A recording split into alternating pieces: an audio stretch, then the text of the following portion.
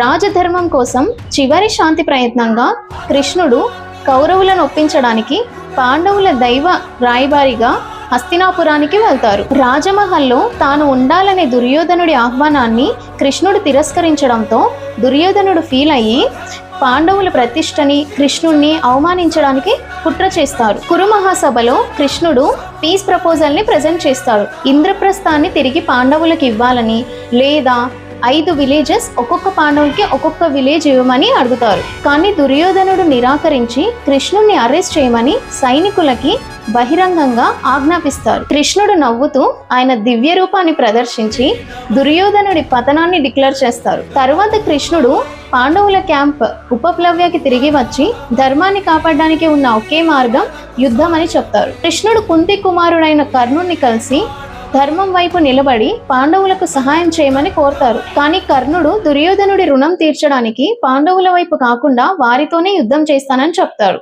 Divinity spoke, ego refused. Where peace fails, dharma rises. Hare Krishna.